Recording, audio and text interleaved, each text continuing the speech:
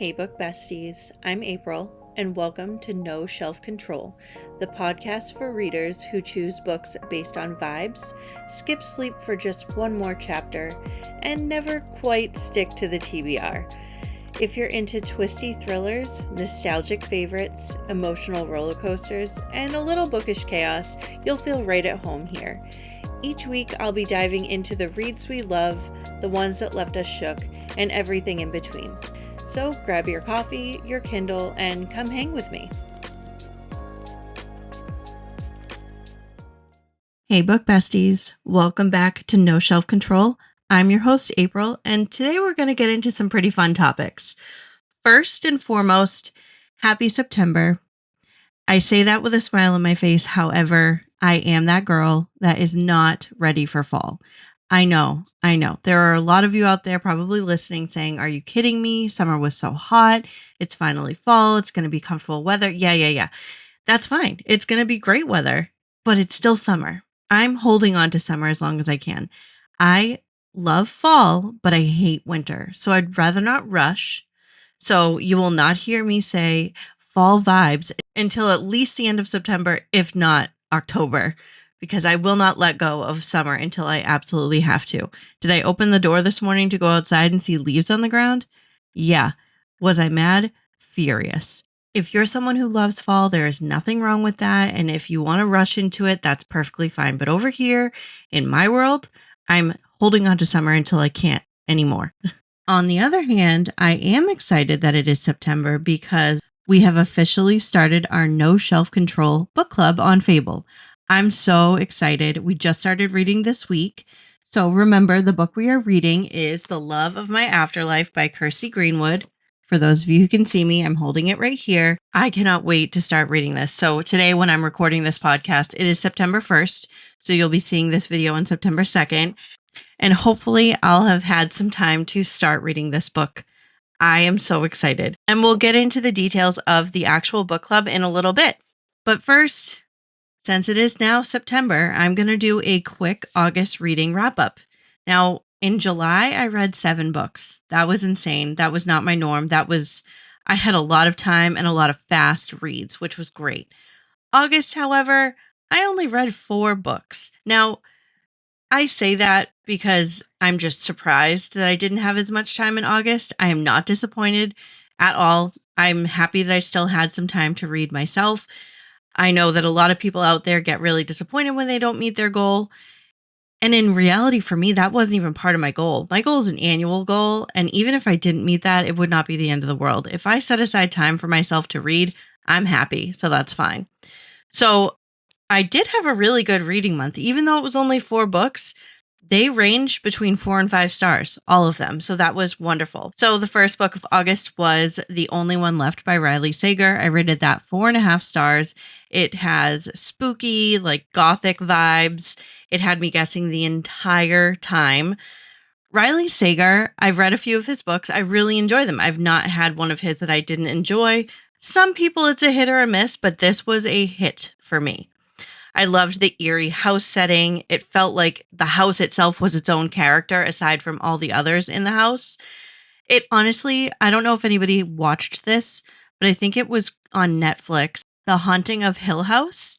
I loved that show. It was such a good limited series on Netflix. But that right there, that show, if you've watched that and you enjoyed it, you'll enjoy this book because it has very similar vibes to The Only One Left. So to wrap that one up real quick, if you like suspenseful thrillers with a creepy atmosphere, pick this book up.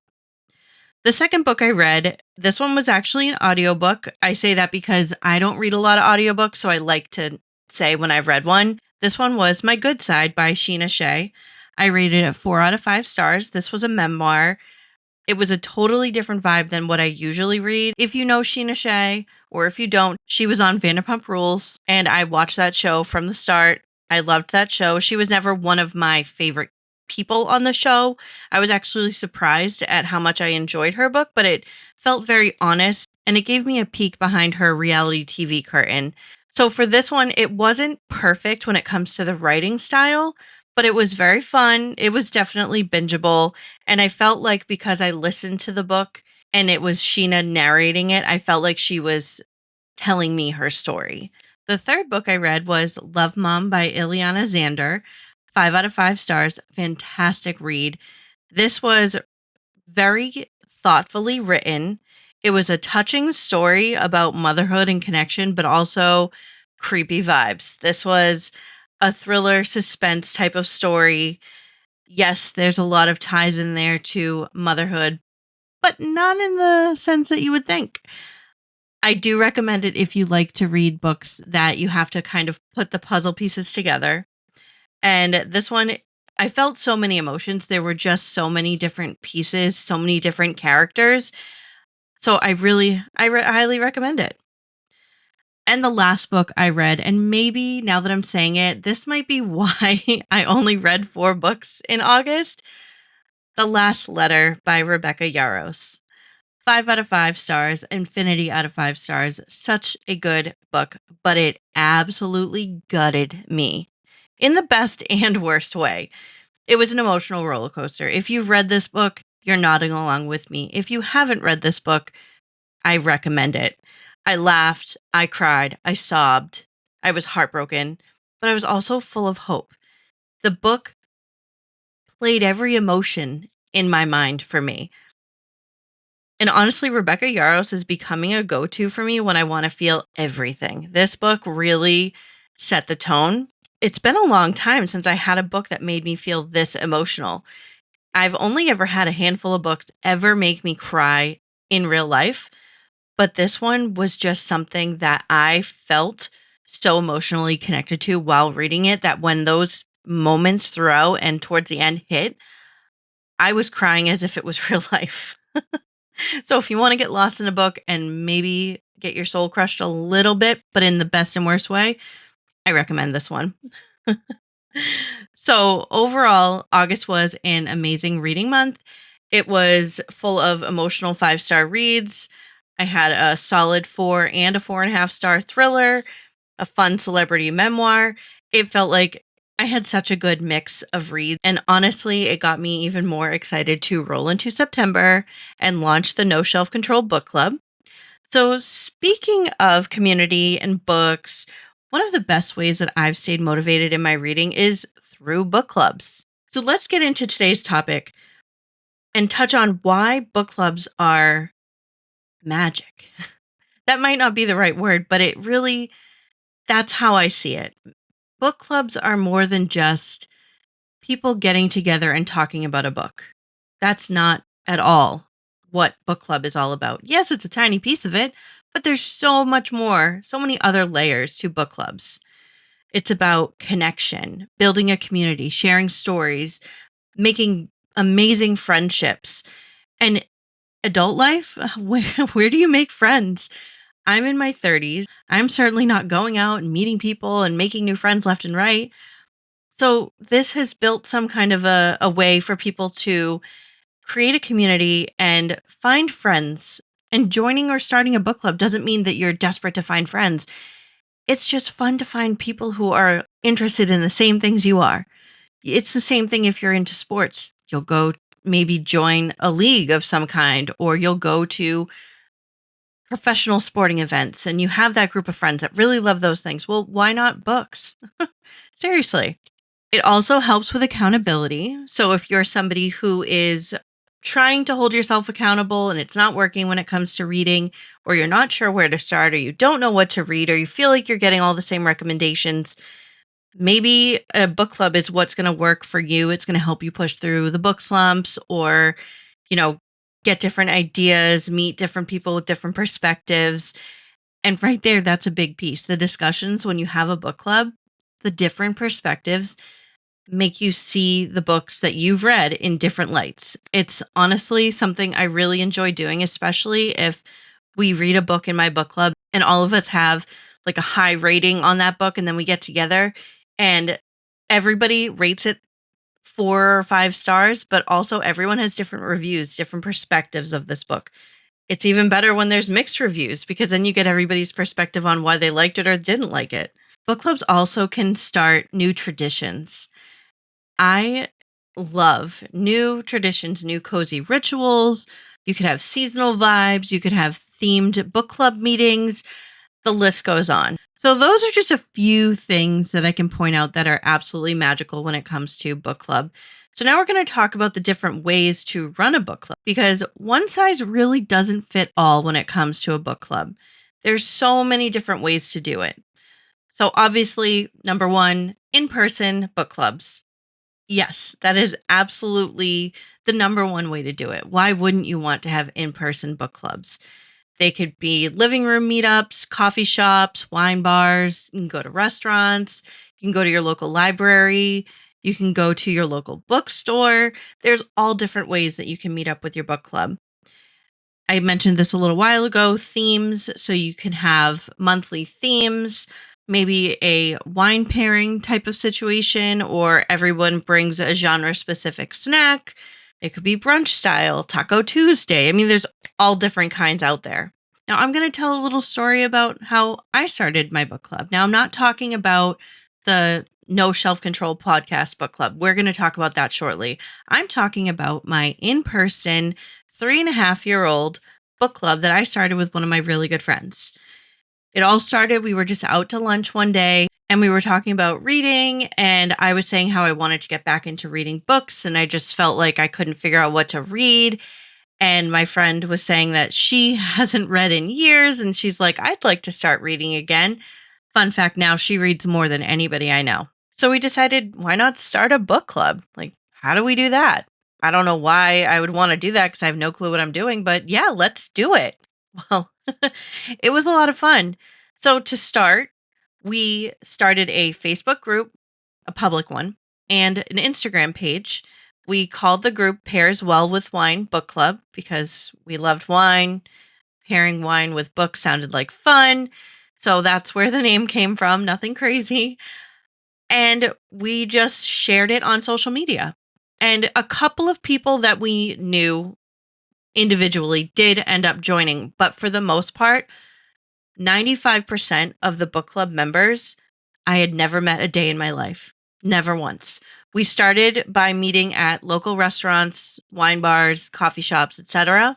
So we started reading in March of 2022. We had our very first meeting and it was at a wine bar. We had, I think, maybe 7 or 8 people total when we started. And every single meeting, we would have more or less people.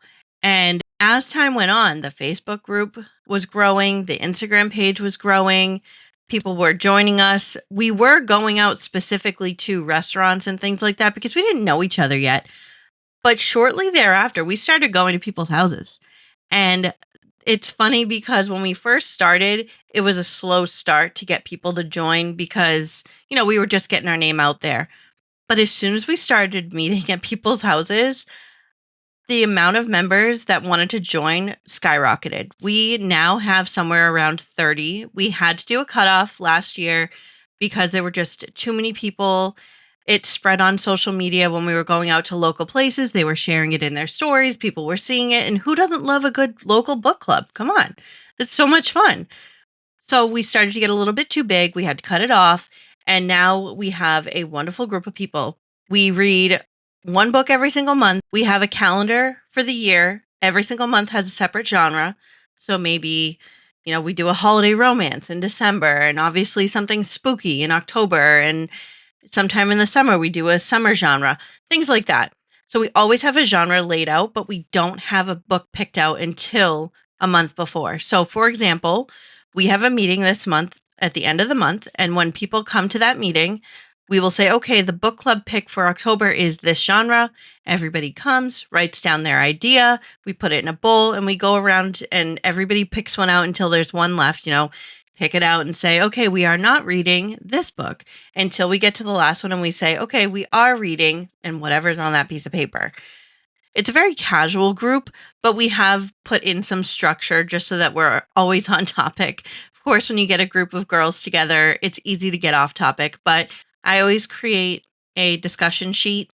So it has, 10 to 20 random questions on it about the book, maybe some talking points. We each go around and talk a little bit about what we each thought about the book. And our meetings usually range between 10 and 20 people. It's never more, it's usually never less. And I'd say our average is about 15 people per meeting. So it's not always the entire group of people. However, we do have a tradition every single year in March. We always meet at our wine bar that we went to for our first meeting, and we always have a big party. So, year one anniversary, it was just a standard book club meeting. Year two, we went there again and we were so much bigger that we were like, oh, we kind of take up a lot of space in this place. Maybe next year we'll have a party. Well, this year we had a huge party. We rented out the whole space and we just celebrated the fact that we created this amazing community, this amazing group of people, got together. None of us knew each other for the most part. And now we have so many great friendships. I've read so many different books, so many different genres that I've tried. Before this book club, I really wasn't very adventurous with my reading. I was like, oh, I like thrillers, so that's what I'm going to do. I was not scared to try something new, but I had no idea what to try. I remember when someone said to me, oh, I read a lot of historical fiction. I was like, that sounds boring. In my head, of course. I would never say that out loud. But now, historical fictions are one of my top choices. And it's because I was a little bit judgy in that moment, saying, oh, I don't think I like that. Unless you try it, you'll never know. And it's not boring at all. I said that because I'm not really a history person, but the historical fictions, that's where it's at for me. I love those. So that's what I'm going to say on in person book clubs. Gave you a little background on how I run the book club that I'm part of. And I still get so excited every single month to go to book club. And this month I get to host, so I'm even more excited. So next will be a virtual book club. So I've actually never run a virtual book club before. So running the No Shelf Control book club on Fable, it's going to be a new thing for me starting today. So if you'd like to be along for the ride, please remember go into our link and click to sign up for the book club. We would love to have you. Even if you don't start until after the beginning of the month, it's not a very long book. It shouldn't take too long to read. Don't hesitate to sign up. And maybe you sign up at the end of September. That's okay. We're going to read another book next month. So just join, hang out with us. Aside from Fable, there's other platforms that can be utilized for the virtual book club out there. Zoom, we actually will be utilizing Zoom for our book club.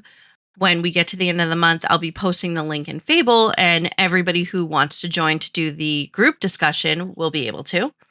There's also Discord. You can create a Facebook group. You don't have to even meet in person. You can just have a group and have a discussion board, if you will. And there's so many other options out there. And of course, there's hybrid models. You can do a mix of gatherings between virtual chat, in person, just all depending. I know that I've heard of a book club before in my area that meets virtually on a monthly basis, but every single quarter they get together and they talk about the books they read in that quarter. So it gives them a little break in between where they don't have to have an assigned book to read. And it gives them an excuse to get out and meet everyone, mingle, make some new friends in person. So people have said to me, how are you going to run two book clubs? Well, listen, I can handle it. To be honest, my in person book club at this point in its stage of life, it runs itself. We have so many wonderful members. We all lend a hand when help is needed. We all take turns when it comes to hosting. There's so many different people in that group. And if it wasn't for them, I wouldn't have that group. So it's running seamlessly. I really don't need to worry about it. Adding in a virtual club, of course, it's another thing on my plate, but I will say it's something I enjoy. And it's my way of connecting the No Shelf Control listeners and expanding my reach and getting more people to join this awesome bookish community that I'm trying to create. It's really not going to take up too much of my time. And if it takes any time at all, I'm going to enjoy it. So let's dive into the fun details that make a book club special. So just remember, flexibility is key here. If you decide you want to create your own book club, it's your club. Make it feel like you. You run the show here. Don't go online and look at what other people are doing and say, oh, well, if they're doing that, I have to do that. If they're picking this genre every October, I need to do that. It's completely up to you. And there are no rules when it comes to creating your own book club. You can run it however you want. The point is just making it work for you and all of your members, making it enjoyable, not making it a chore. This is not assigned school reading. This is book club. It's supposed to be fun. And there are book clubs out there that choose a specific genre only. They could be a romance reader book club and they only read romance. That's the only genre because that's what they all truly enjoy and that's what they all want to talk about. Great. That sounds like fun. But if that's not for you, don't do that. If you're somebody who wants to read different genres, or maybe you're strictly a thriller person, etc., create the one that's going to work for you and your likes, and you're going to attract the people that you want. Your vibe attracts your tribe. Remember that. So, choosing the book, there's so many different ways to do it. I have friends who have book clubs that have maybe 10 people in them. What they do is they have everyone picking a book on rotation. So they have the list of people 1 through 10. Number 1 picks the first book, number 2, number 3, so on, so on, so on. There's also book clubs out there that if you host, you pick the book. Or maybe there's themed months, specific genres for specific months. It's really completely up to you and the way that it works for you. When we first started my book club Pairs Well with Wine, we did have a rotation where every month we went in order of who joined the club when, and that's who's going to pick the book next. But after the third or fourth month, we really couldn't do that because we grew so quickly. So we started picking just any books out of a hat. Everybody put their suggestion in and we'll pick it out. Or we did one of those online raffle wheels. So we put in all the titles and then it would spin and it would pick the book for us. And then we eventually morphed into, okay, we're going to set genres for every month. And that helped us get our picks in line. So we weren't reading 6 of the same type of genre in a row. We were seeing a lot of that because everybody had the same suggestions. And the whole point was to get us to push out of our boundaries and try different genres. And you want to set the vibe. Again, vibe attracts your tribe. So do you want cozy? Do you want structured? Do you want casual? Do you want monthly, semi-monthly, quarterly? I like to think of mine as a casual, structured, cozy mix. Casual because we don't have a strict you must read the book to come to book club rule. I don't like that rule. If you come to book club and you didn't read the book, you know right then and there you're at risk to get spoilers. And as long as you're okay with that, you're more than welcome to come. Or you leave the room when we talk about the book, but that can be boring. Structured because I do have discussion questions and topic starters, things like that to keep the conversation going and also keep the conversation on the book and not have too many side conversations ensue. And cozy, we all get together at each other's houses. What's more cozy than that? And there's other add ons you can do. Like I said, discussion guides, polls, fun traditions like wine pairings with the books, book swaps. Every holiday season, we do a book swap. We try to do them more often, but that's definitely the month every December. We always bring a wrapped book and we do it Yankee swap style. So earlier, I mentioned how quickly my in person book club grew. It was wonderful and all of a sudden just exploded and we had so many members and I was seeing it as, oh my gosh, look at how many people want to join us, look at how many people are looking for a bookish community. They're all looking to just get together, talk about books, make new friends. That's so exciting. But I did have some members at that time who were saying, oh, more new members, now there's so many people, it's hard to talk, it's hard to get together because there's so many side conversations and it's hard to fit everyone because at that point, when we first started to get really big, we did go out to restaurants a lot, but we had to switch it up to go back to people's houses again because with 17 people, who wants to sit at a long table in a restaurant and not be able to talk to each other, you know? So we tweaked it to make sure that we didn't get out of hand with our size. So we had to stop letting people in, which we were always under the impression we would never need to do that because especially in the beginning there were certain people who joined that moved away or it wasn't for them, the vibe wasn't right, they didn't come back after a few meetings or the seasons of life, that's just the way it goes. But once we got to a point where we had a solid group of 15 to 20 people that were always coming to these meetings, we said, okay, we really need to cut this off. We can't keep letting people in because as much as we didn't want to stop the people from joining, we were not serving our current members with what they were looking for, which was a book club that really focused on talking about books and creating that community and not just a girls' night party every single month where we had way too many people and talked about the book for 5 minutes. That's not what we wanted. So, in contrast to that, starting a virtual book club, this is going to be new to me because there is no limit. There is no limit to how many people can join this book club. We can have as many people as we want. And I encourage every single person to sign up and join us. Launching it virtually gave me the opportunity to do that. Now, of course, would I love to have a book club in person for No Shelf Control? Yeah, but it's not going to happen. My listeners are all over the place.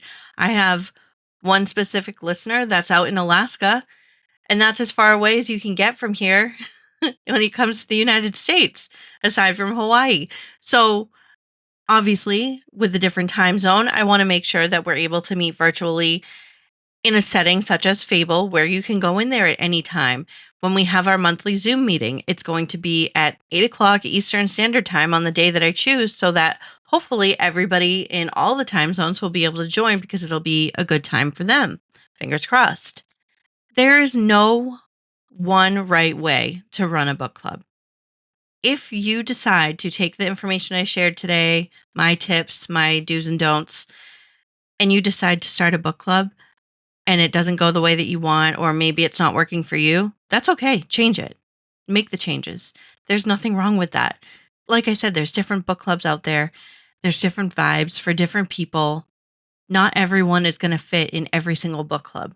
So, to kind of wrap up today, I just want to end with this. If you are looking to either start or join a book club, take some of the information I gave you today and run with it. If you want to start one, take some of those tips, create a Facebook group, create an Instagram page, maybe just text a few of the neighborhood people that you know. Start a group from scratch. Just do it. Don't hold back. Don't take too much time to think about it. Start it. It will grow into what it's supposed to be. It's never going to be perfect, and it's especially not going to start off perfect, even if you take all the time in the world to get it together. Start somewhere and then let it grow into what it's going to be. And if you're not somebody who wants to start a book club and you're just looking for one, as I've already mentioned on this episode today, I highly encourage all of you to join our book club. We would love to have you. The more the merrier. And whereas it's a virtual book club, it's most likely going to work for everyone's schedules. Again, my book club is launched on Fable. If you don't have Fable, I encourage you to download the Fable app. It's a great app to track your books. It's similar to Goodreads and Storygraph, but it has a little more to offer than Goodreads. However, the Fable book club section is amazing. If you join our book club, thank you. Can't wait to meet you. But if it's not for you, maybe the book we picked is not something you'd like to read, there are thousands of other book clubs in there too. So if you're looking for a virtual book club and maybe this one's not the one or you're not sure yet, look through that list. Find your tribe. But I really hope you join ours. The first discussion thread starts today. I posted the kickoff last night because I was just way too eager to wait until today. So if you are joining or if you've already joined, please go into Fable, go into the book club and read that welcome note. It also has a little kickoff prompt in there that's encouraging everyone to just give a quick little intro, your name, where you're reading from, one fun fact about your reading style, and anything else you'd like to kick us off with. No pressure on this book club either. It's just a cozy space to share the love of books and make some new book besties. Thank you so much for joining today. I had such a fun time talking about book clubs, how to start them, how to join them, how to find them. And I really can't wait to get started with the No Shelf Control Book Club. Remember, follow us on social media. We're on TikTok, Instagram, and Threads. And of course, sign up for our Substack newsletter where you can get weekly episode updates, podcast information, book club announcements, and so much more. Again, thank you all for joining. And remember, no shelf control is highly encouraged. Bye.